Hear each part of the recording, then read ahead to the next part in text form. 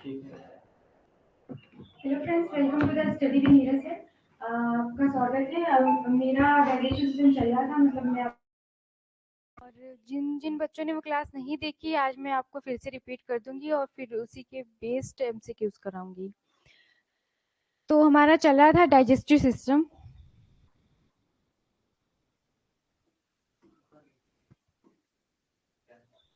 हाँ,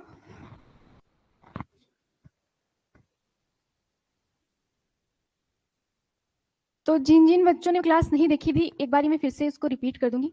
तो digestive system होता है क्या कि सरल अणुओं का जटिल अणुओं का सरल अणुओं में टूटना ही डाइजेस्टिव सिस्टम कहलाता है। मैं थोड़ा फास्ट पढ़ाऊंगी। जटिल अणुओं का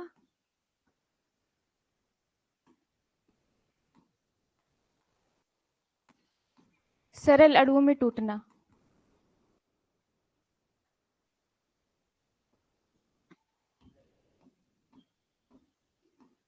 ये एक फिजियो केमिकल प्रोसेस होता है। फिजियो केमिकल प्रोसेस इसलिए कहते हैं क्योंकि इसमें हमारी मसल्स इन्वॉल्व होती हैं और केमिकल प्रोसेस होता है। जैसे कि जब भी हम खाना खाते हैं तो उसमें हमारी मुंह की जो मसल्स होती हैं वो इन्वॉल्व होती हैं, और जो भी केमिकल एक्टिविटीज़ होती है, मतलब एंजाइम्स निकलते हैं, तो इसको इसलिए फिजियो केमिकल प्रोसेस कहते हैं।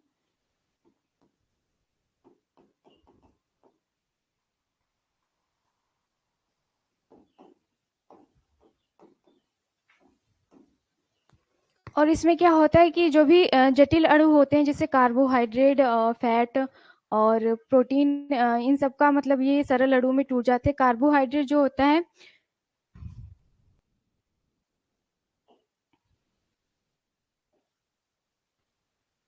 ये स्टार्च में टूट ये ग्लूकोज में टूट जाता है।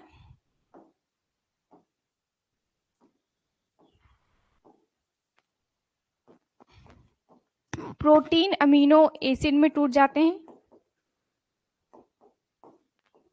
Protein amino acid.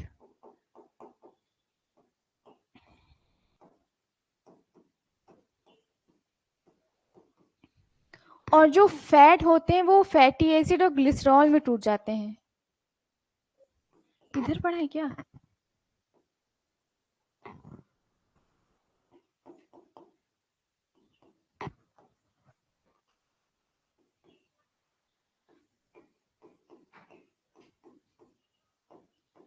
फैट जो होते हैं फैटी एसिड और ग्लिसरॉल में टूट जाते हैं। तो आप इतना नोट कर लें और स्क्रीनशॉट ले लें, फिर हम आगे बढ़ते हैं।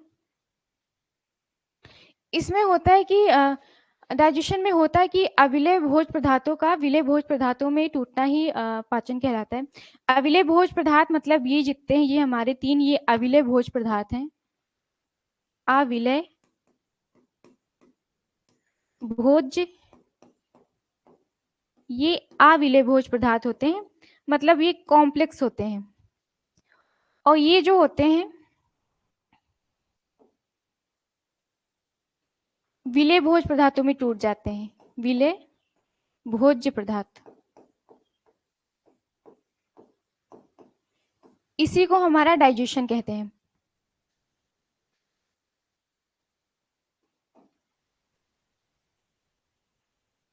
ये ऐसे करना था। अच्छा, ऐड होता है कि जब भी हम रोटी चबाते हैं तो फिजियोकेमिकल एक्टिविटी के कारण वो इतनी ज़्यादा सॉफ्ट हो जाती है कि हमें उसमें स्टार्च की वजह से वो हमें मीठी लगने लग जाती है। और इसमें जो होता है जल, विटामिन और जो भी खनिज होते हैं वो पहले से इतने टूटे होते हैं कि मतलब छोटे छोटे कण होते हैं कि उनको तोड़ने की आवश्यकता नहीं पड़ती है, वो अपने आप ही एब्जॉर्ब हो जाते हैं। इसके बाद हम देखते हैं कि कैसे क्या प्रोसेस होता है डाइजेशन का। मैं एक बार रिपीट कर देती हूँ इसको। तो सबसे पहले जो हमारा पाचन होता है वो मुख से स्टार्ट होता है।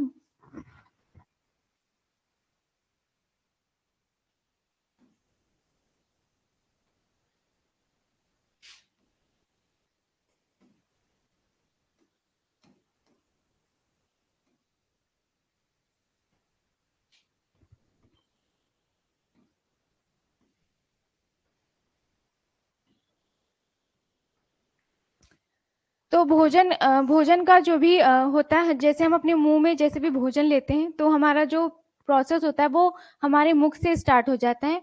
हमारे मुख में ही लार ग्रंथियां पाई जाती हैं, लार ग्रंथियां। मुख के द्वारा भोजन जो होता है हमारी मुख गुहा में आता है, मतलब बक्कल कैविटी में आता है।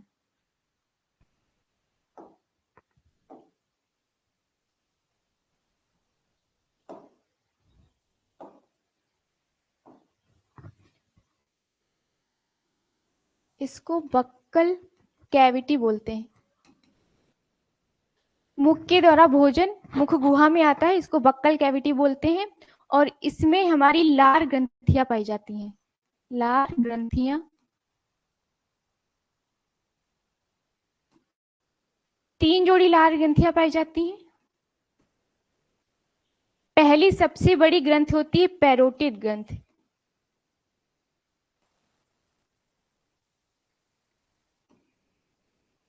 दूसरी होती है सब लिंगुअल।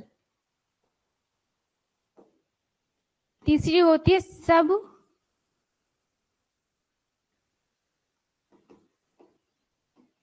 मैंडिबुलर। ये हमारी 3 लार ग्रंथियां होती हैं। इसमें ये पैरोटिड जो ग्लैंड होती है वो सबसे बड़ी होती है, और साथ में भी जो विष वाली होती है वो पैरोटिड ग्लैंड ही इसको बोलते हैं। और इसमें 4 प्रकार के एंजाइम पाए जाते हैं।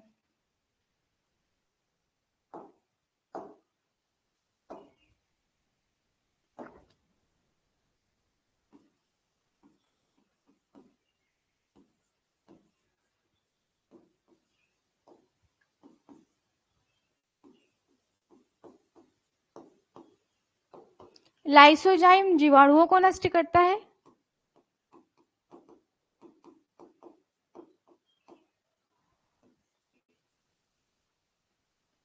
दूसरा होता है हमारा म्यूकस, जो भोजन को चिपचिपा बनाता है, जो भोजन को चिपचिपा बनाता है।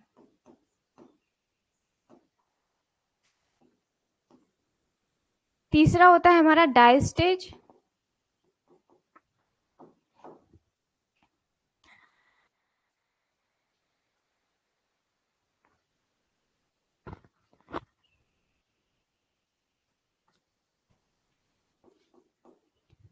और टाइलिन एंजाइम। इन दोनों का काम होता है स्टार्च का पाचन। तो ये सारा इतना ना प्रोसेस हमारी मुख गुहा बक्कल कैविटी में हो जाता है।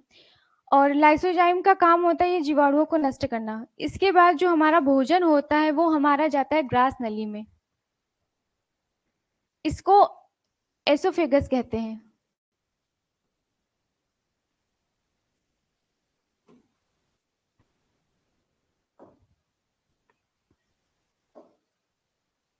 ये 25 सेंटीमीटर लंबी होती है।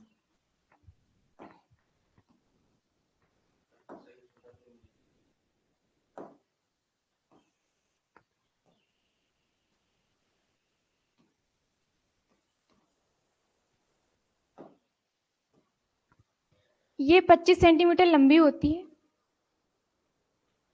मुख से भोजन प्रवेश करता है, मुख गुहा में आता है, और मुख गुहा से होते हुए हमारी ग्रास नली में आता है। तो ग्रास नली में भोजन का कोई भी पाचन नहीं होता है। इससे पहले ग्रसनी होती है जिसको फेरिंग्स बोलते हैं। हमारी क्वेश्चन पूछा जाता है कहाँ कहाँ पाचन नहीं होता है, तो हमारी जो फेरिंग्स होती है और जो एसोफेगस है, यहाँ पे पाचन नहीं होता है। फेरिंग्स का काम सांस लेना होता है, मतलब सांस में वो हेल्प करती है सांस लेने में, इसलिए उसका पाचन में कोई रोल नहीं होता है। उसके बाद जो भी भोजन हमारी ग्रास नली में आता है, और ये भोजन मतलब सरकता हुआ नीचे गिरता है, खिसकते हुए नीचे गिरता है, जिसकी गति को हम क्रमानुकंचन गति कहते हैं।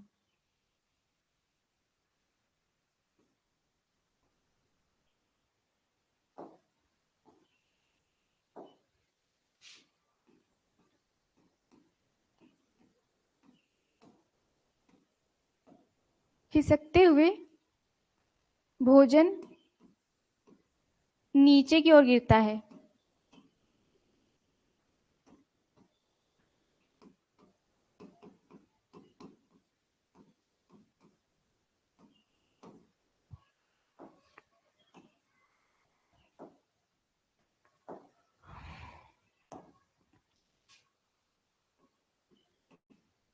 जिसे क्रमानुकुंचन गति कहते हैं, क्रमानुकुंचन।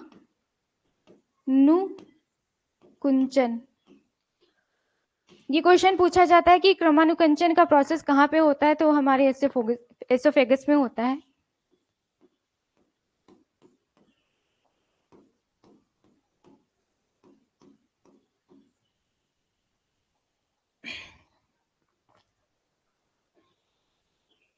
एसोफेगस में ही इसमें ये भी क्वेश्चन पूछा जाता है कि जो अपचा हुआ भोजन होता है उसको क्या बोलते हैं, तो उसको बोलते हैं बोलस। कई बार क्वेश्चन पूछा गया है।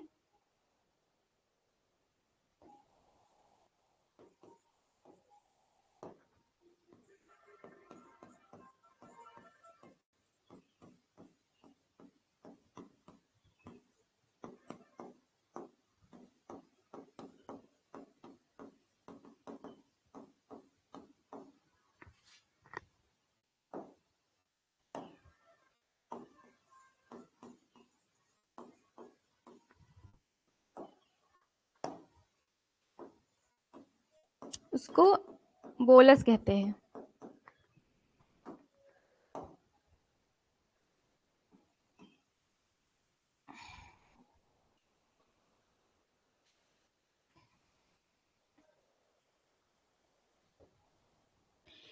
इसके बाद हमारा भोजन,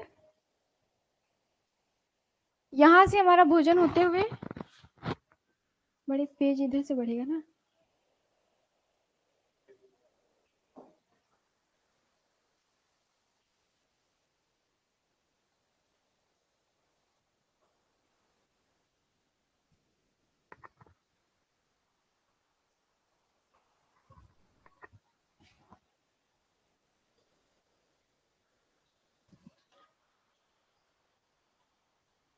इसके बाद हमारा भोजन अमाशय में आता है।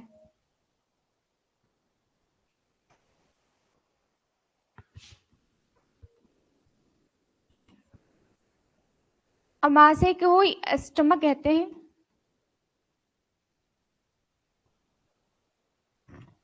यहाँ पे भोजन सबसे देर तक रहता है, यहाँ पे लगभग भोजन 3 से 4 घंटा रहता है।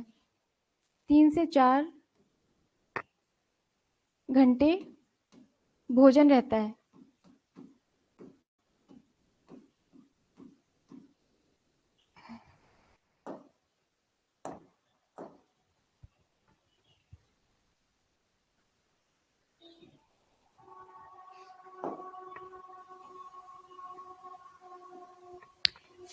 यहाँ पे पेट के 3 भाग होते हैं, पेट के जो 3 भाग होते हैं।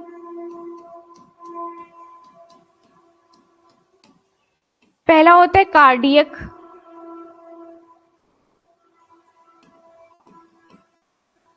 कार्डियक,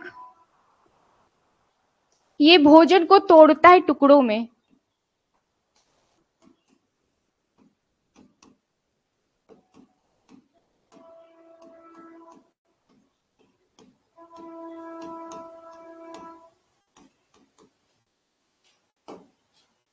दूसरा होता है हमारा फंडिक,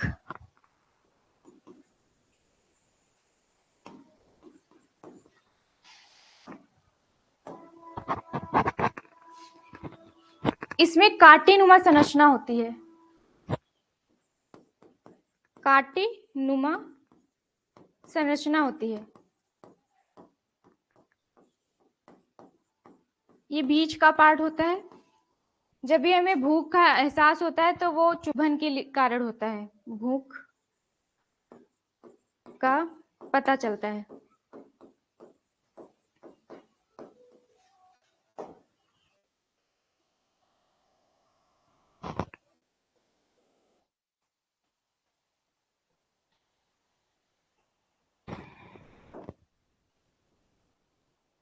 तीसरा होता है हमारा कार्डियक, फंडिक और पाइलोरिक।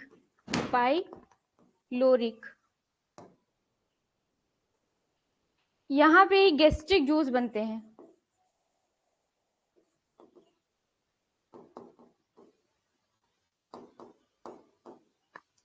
रेनिन और पेप्सिन।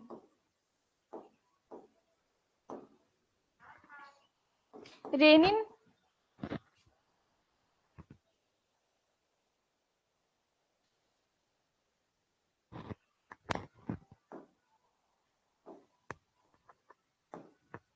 दूध से दही रेनिन के कारण बढ़ता है। पेप्सिन प्रोटीन का पाचन करता है। प्रोटीन पेप्टोन में बदल जाती है।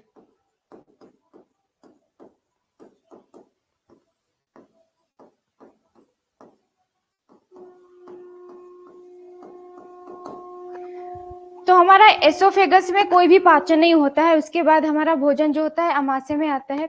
अमाशय में 3-4 घंटे रुकता है। इसके 3 पार्ट होते हैं। पहला होता है हमारा कार्डियक होता है, जहाँ पे ये भोजन को तोड़ता है। उसके बाद हमारा फंडिक होता है। फंडिक में कांटेनुमा संरचना होती है, और जिसकी वजह से हमें जब भी भूख होती है तो उसका पता, चुभन से हमें पता चलता है कि हमें भूख लगी है। उसके बाद भोजन पाइलोरिक होता है। पाइलोरिक में गैस्ट्रिक जूस बनते हैं, रेनिन और पेप्सिन। रेनिन दूध से दही बनाता है। पेप्सिन जो होता है यहाँ पे प्रोटीन को पेप्टोन्स में बदल देता है।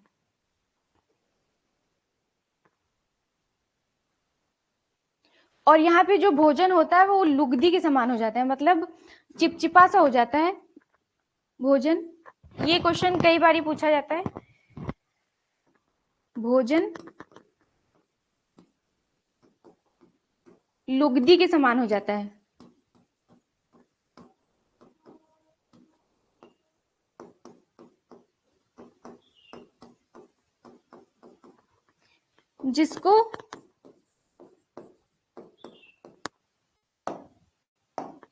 जिसको काइम बोलते हैं।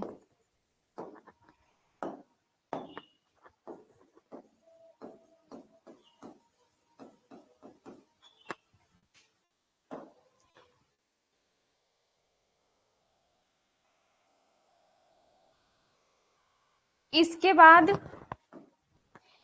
बाद जो भोजन होता है हमारा, वो यहाँ पे एक पाइलोरिक वाल्व होती है। यहाँ से भोजन, अमाशय से जो भोजन होता है पाइलोरिक वाल्व में आता है, जो लुगदी के समान होता है, लुगदी के समान भोजन।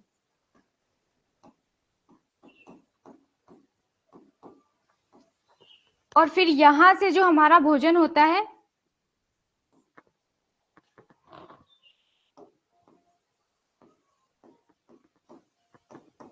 अग्न्याशय में जाता है। यहाँ से हमारे 2 जूस निकलते हैं। पहला होता है हमारा बाइल जूस,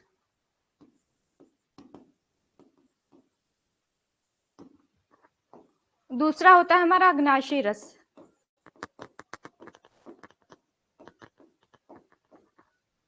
बाइल जूस का जो निर्माण होता है वो हमारे लीवर में होता है, और जो उसका संग्रह होता है वो पित्ताशय में होता है।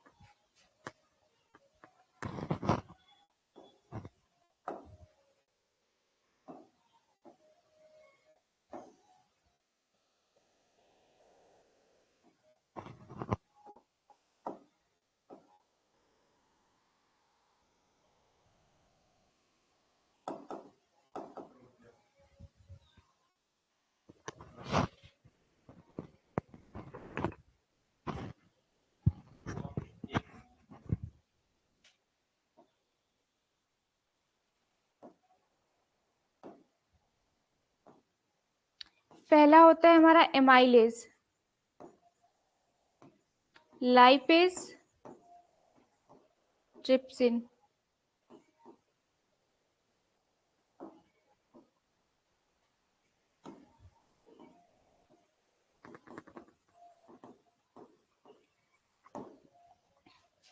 फिर यहां से हमारा भोजन छोटी आंत में जाता है।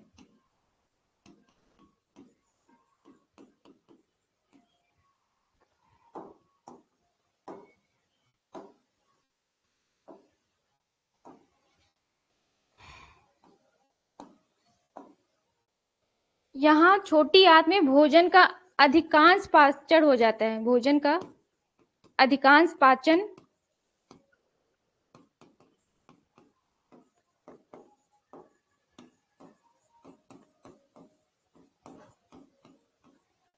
भोजन का पाचन वो विलाई के माध्यम से होता है। भोजन का पाचन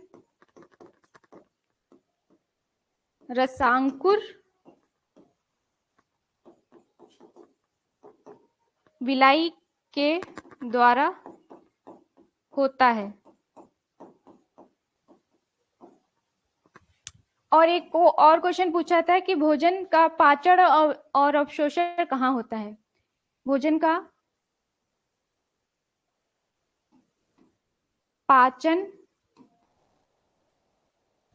व अवशोषण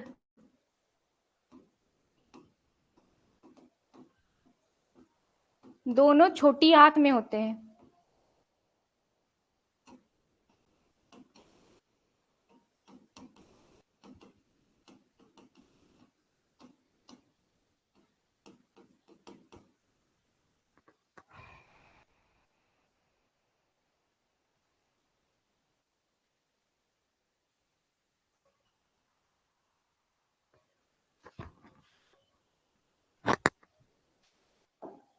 इसके बाद भोजन हमारा छोटी आंत से होते हुए बड़ी आंत में आता है।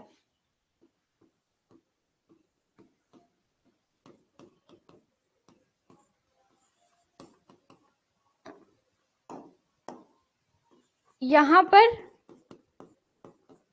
जल का अवशोषण होता है। बड़ी आंत में जल का अवशोषण हो जाता है।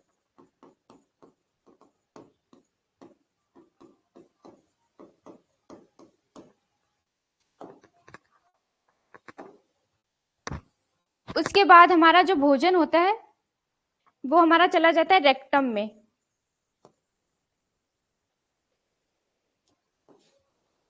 यहां से हमारा भोजन जाता है एनस में। इसको मल दौर कहते हैं। जितना भी अपशिष्ट भोजन होता है यहाँ पे भोजन का अवशोषण हो जाता है, यहाँ पे जल का अवशोषण हो जाता है, और जितने भी अपशिष्ट पदार्थ होते हैं वो हमारे रेक्टम से होते हुए एनस के द्वारा बाहर निकल जाते हैं।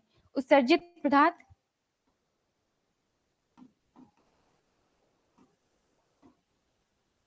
बाहर निकल जाते हैं।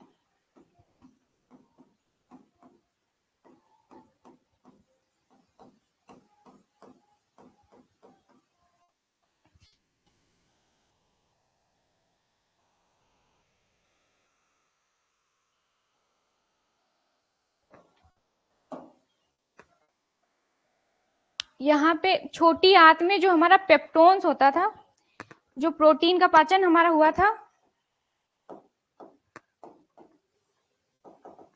छोटी आंत में जो हमारा पेप्टोन्स होता था वहां पे हमारा प्रोटीन पेप्टोन्स में बदल गया था अमाशय में। फिर जब छोटी आंत में आया तो ये हमारा जो पेप्टोन्स था वो पेप्टाइड में बदल जाता है। ये क्वेश्चन एग्जाम में पूछा जाता है इसलिए बता दिया मैंने। एक बारी मैं रिपीट कर दूं सारा।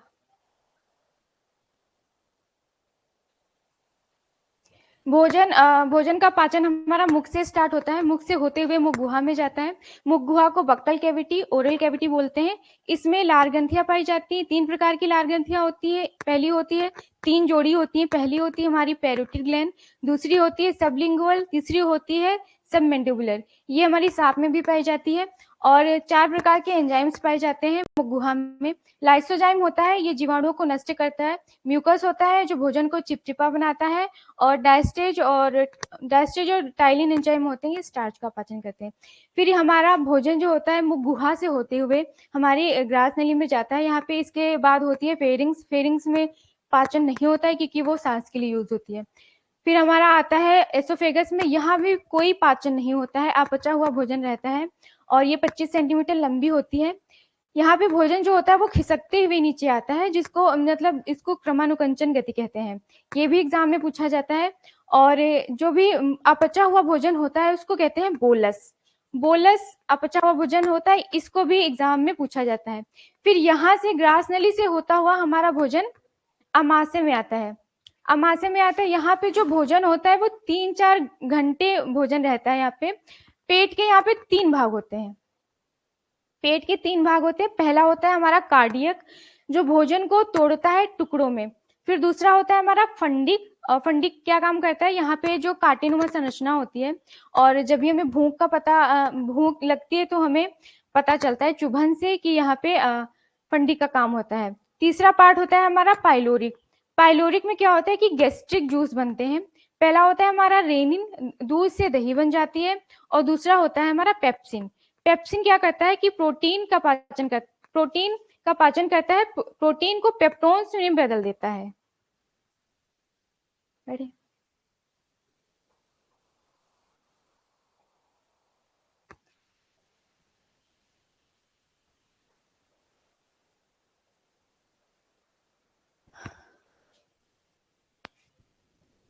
फिर यहाँ से एक पाइलोरिक वाल्व होती है, ठीक है।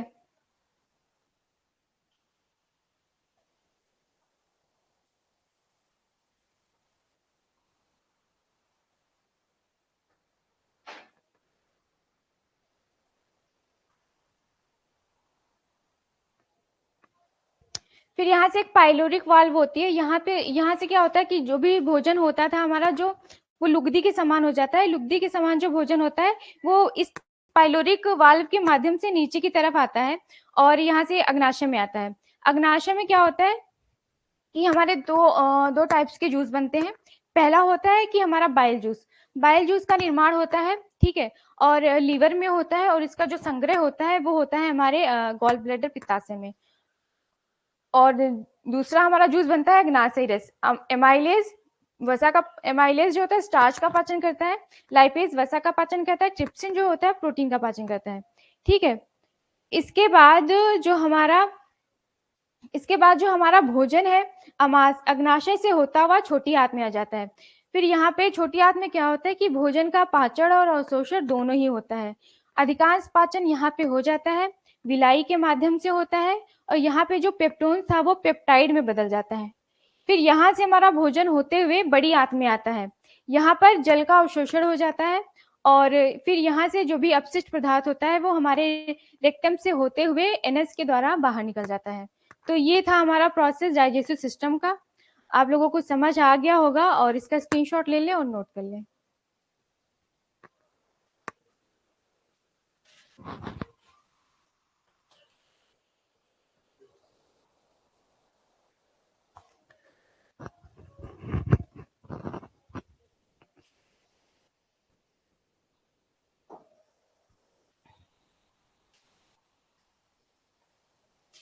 डाइजेशन के 5 प्रोसेस होते हैं।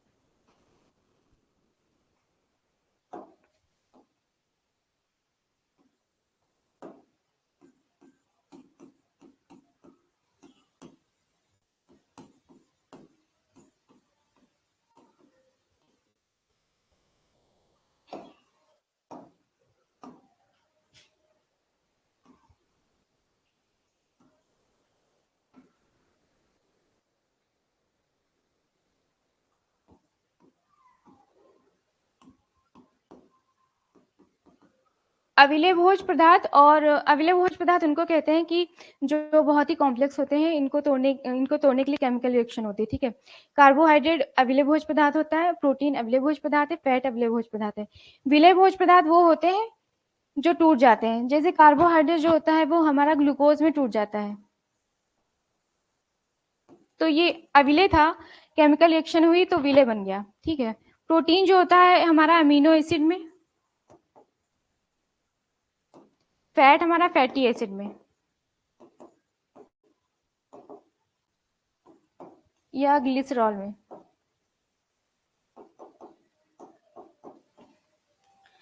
तो होता है कि अविलेय भोज पदार्थों का विलेय भोज पदार्थों में टूटना ही डाइजेशन कहलाता है। इसमें 5 प्रोसेस होते हैं। पहला होता है हमारा इजेशन।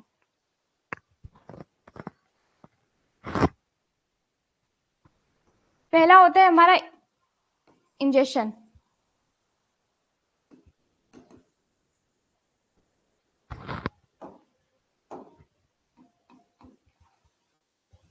इंजेक्शन होता है कि भोजन को मुख में लेना ही इंजेक्शन कहलाता है। जैसे हम भोजन को मुख में रखते हैं तो ग्रहण करते हैं, उसको कहते हैं इंजेक्शन। और उसके बाद जब भोजन हमारे पेट में मतलब मुंह के थ्रू हमारे अंदर जाता है तो और उसका डाइजेस्टिव सिस्टम मतलब जो कार्य करता है, जो भी प्रोसेस होता है और उसकी वजह से जो पाचन क्रिया होती है उसको कहते हैं डाइजेशन। ठीक है, पहला होता है हमारा इंजेक्शन। यहाँ पे क्या होता है कि जो भोजन होता है अविलेय भोज पदार्थों का मुख में जाना ही इंजेक्शन कहलाता है। ठीक है, उसके बाद हमारा आता है डाइजेशन।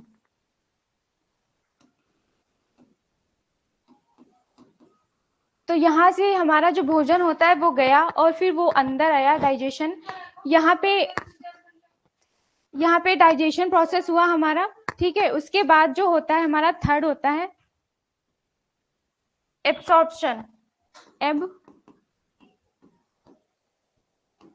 एब्सॉर्प्शन यहाँ पे क्या होता है, जो हमारा अविलेय भोज पदार्थ और विलेय भोज पदार्थ अंदर गए, उसका डाइजेशन हुआ, उसके बाद ये जाके ब्लड में मिल गया। ठीक है, ब्लड में मिल गया, वहां पे एब्सॉर्ब हो गया, ये हमारा हो जाता है एब्सॉर्प्शन। उसके बाद चौथा प्रोसेस आता है हमारा एसिमिलेशन।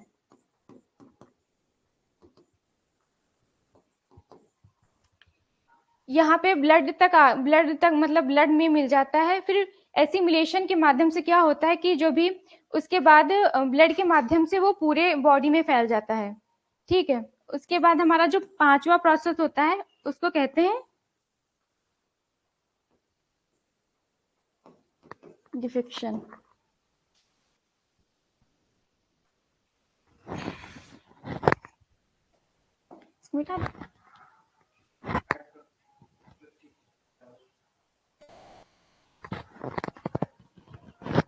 ठीक ठीक ठीक ठीक, ये होता है हमारा अंतर्ग्रहण।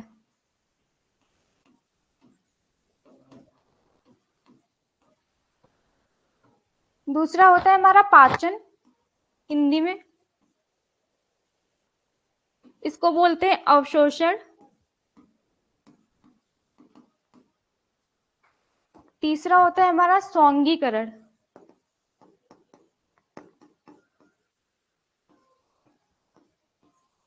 पांचवा होता है हमारा मल त्याग।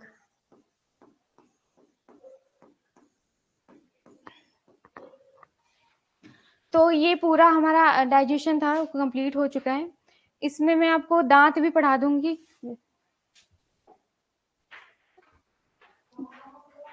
दांत पढ़ा दे।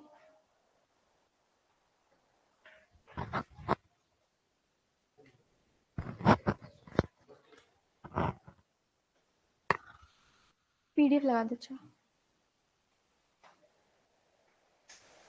ये था हमारा डाइजेशन। इसमें अभी मैं आपको इसी पे बेस्ड जो क्वेश्चन है मैं तुरंत फटाफट करा दूंगी आपको।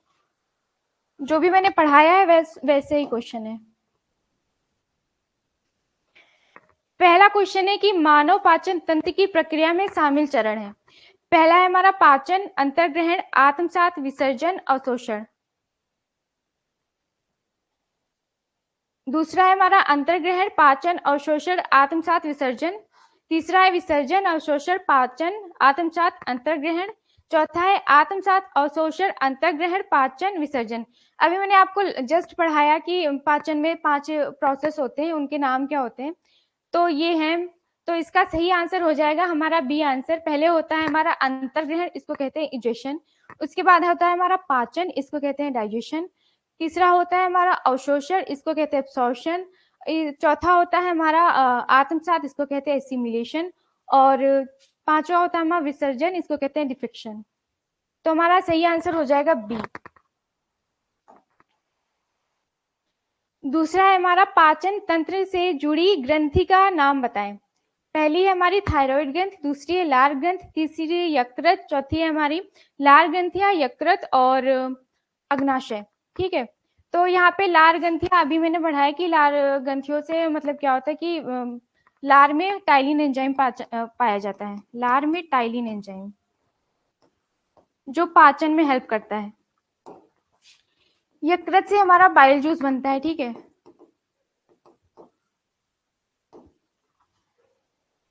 अग्नाशय में हमारा पेप्सिन और रेनिन पाया जाता है, ठीक है। नेक्स्ट देखते हैं हम अपना, निम्न में से कौन सा अंग ग्लाइकोजन को ग्लूकोज में परिवर्तित कर देता है। तो यहाँ पे हमारा पूछा गया है कि कौन ग्लाइकोजन को ग्लूकोज में कन्वर्ट कर देता है। तो इसका सही आंसर हो जाएगा फेफड़े पहला है, दूसरा है डिओडिनम, तीसरा है किडनी, चौथा है हमारा लीवर। तो इसका सही आंसर हो जाएगा लीवर। होता क्या है कि हमारा जो लीवर है,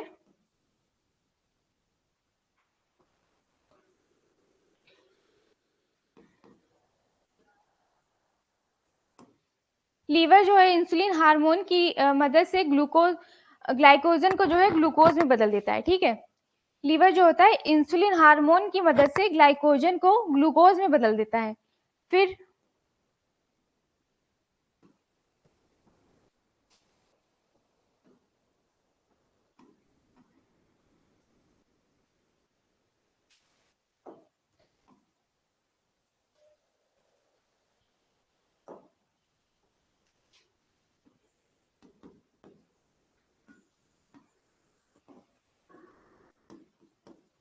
ग्लूकोज को इंसुलिन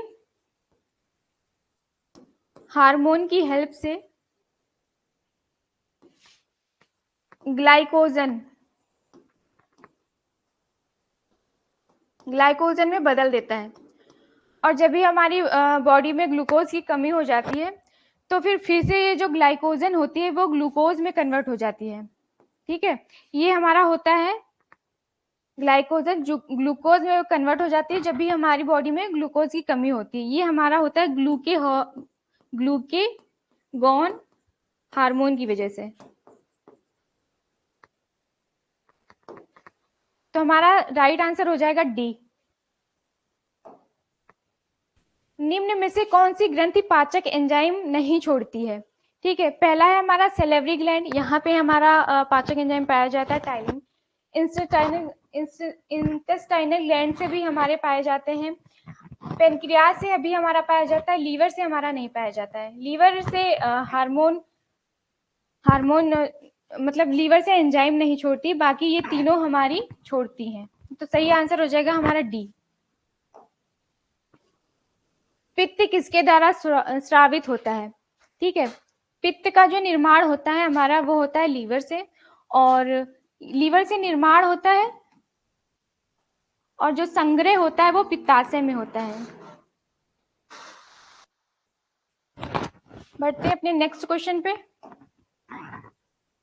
निम्न में से कौन सा पाचक एंजाइम नहीं है। पहला है हमारा पेप्सिन, दूसरा है रेनिन, तीसरा है एमाइलेज, चौथा है हमारा इंसुलिन। तो ये तीनों ही आप सबको पता है कि हमारे पाचक एंजाइम है। और जो चौथा है हमारा इंसुलिन, ये एंजाइम ना होकर हार्मोन है। ये लैंगरहंस की द्वीपिका से स्रावित होता है, ये हार्मोन है। बढ़ते हैं हम अपने नेक्स्ट क्वेश्चन पे। निम्न में से कौन सा एंजाइम प्रोटीन को पेट में पचाता है। तो यहाँ पे है हमारा salivary amylase, pancreatic canal, pepsin, rennin. यहाँ पे पूछा गया कि कौन सा पेट में पचाता है। तो यहाँ पे सही आंसर हो जाएगा पेप्सिन। ये दोनों ही प्रोटीन का पाचन करते हैं, पर जो पेप्सिन होता है वो प्रोटीन को पेट में पचाता है। नेक्स्ट है हमारा मल पदार्थ का निष्कासन क्या कहलाता है। पहला ऑप्शन है हमारा एब्सॉर्प्शन मतलब अवशोषण, दूसरा है इजेशन, तीसरा है इंजेशन और चौथा है हमारा एसिमिलेशन। तो यहाँ पे हमारे ये चारों ही ऑप्शन गलत है। यहाँ पे इंजेशन होता है, इंजेशन ये होता है, ये होता है अंतःग्रहण, और ये होता है ऑप्शन सही है, एसिमिलेशन सही है। और ये हमारा होता है, पूछा गया है हमसे मल पदार्थ का निष्कासन, ये होता है हमारा डिफेक्शन।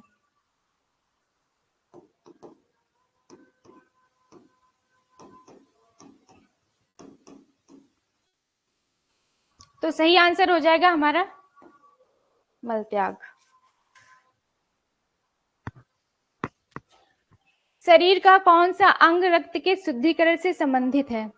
पहला है हमारा हार्ट, दूसरा है गॉल ब्लैडर, तीसरा है किडनी, चौथा है स्प्लीन।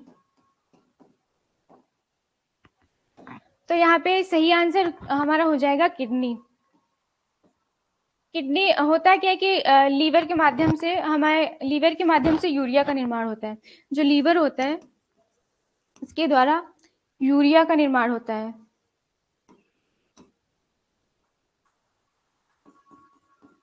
NH2CO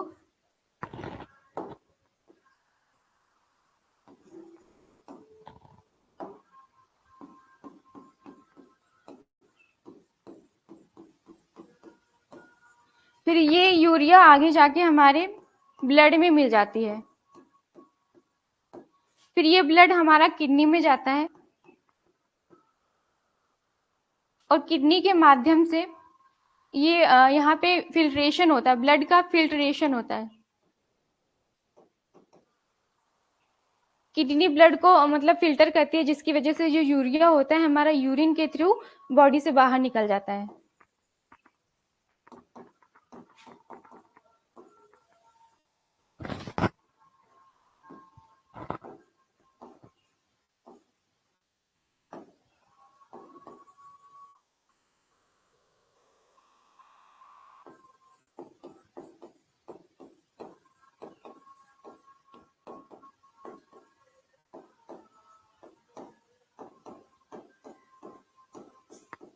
तो हमारा सही आंसर हो जाएगा किडनी।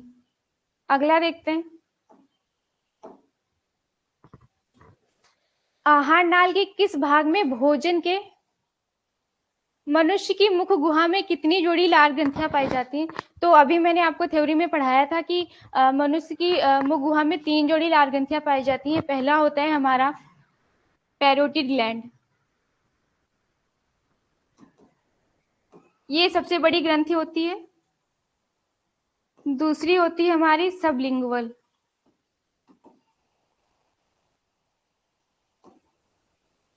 तीसरी होती है हमारी सबमैंडिबुलर।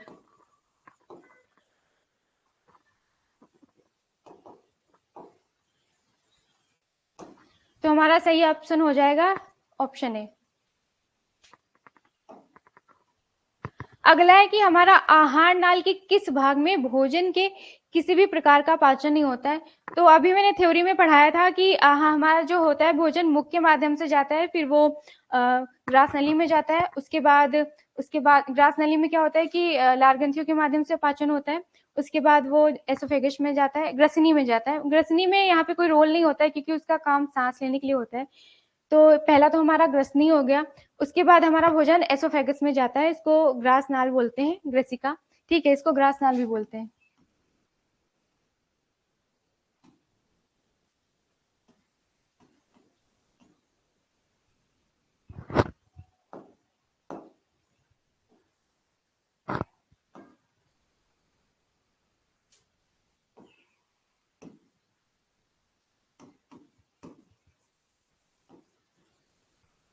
इसको फेरिंग्स बोलते हैं।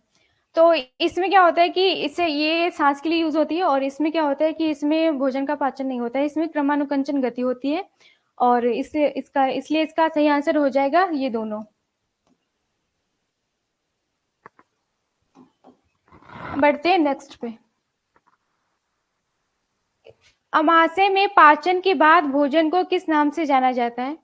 तो अभी मैंने बताया था कि जो भी एसोफेगस में जो हमारा अपचा हुआ भोजन होता है उसको बोलते हैं बोलस, और उसके बाद जो भोजन वो हमारा अमाशय के बाद एसोफेगस के बाद अमाशय में जाता है, तो वहां पे भोजन क्या हो जाता है, लुगदी के समान, मतलब चिपचिपा सा हो जाता है, तो उसको बोलते हैं काइम। उसको बोलते काइल, काइम बोलते हैं।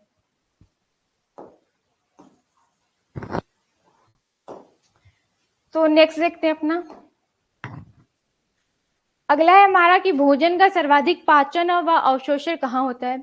अभी मैंने आपको जस्ट बताया था कि भोजन का सर्वाधिक पाचन और अवशोषण जो होता है हमारी छोटी आंत में होता है। यहाँ पे 90% भोजन मतलब जो होता है कि डाइजेशन कंप्लीट हो जाता है, तो जब सबसे ज्यादा पाचन व अवशोषण हमारी छोटी आंत में होता है। तो answer number B, option number B right है। अगला है हमारा, लीवर यकृत से संबंधित विज्ञान की शाखा क्या कहलाती है? यकृत से संबंधित विज्ञान की शाखा क्या कहलाती है?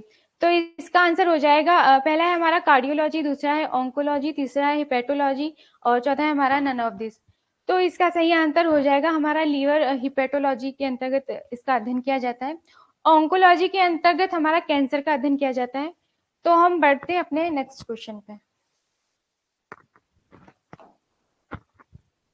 अगला है हमारा कि पूर्ण पाचक रस किसे कहा जाता है? पूर्ण पाचक रस, पहला है हमारा जठर रस, दूसरा है हमारा पित्त रस, तीसरा है हमारा अग्नाशय रस, चौथा है हमारा आंतरिक रस। तो पूर्ण पाचक रस जो होता है वो हमारा अग्नाशय रस को कहा जाता है, क्योंकि यहाँ पे बहुत सारे एंजाइम्स स्रावित होते हैं जिनकी वजह से हमारा पाचन कंप्लीट होता है। तो हमारा सही आंसर हो जाएगा अग्नाशय रस। तो ये थी हमारी आज की क्लास, मिलते हैं नेक्स्ट क्लास में। Thank you.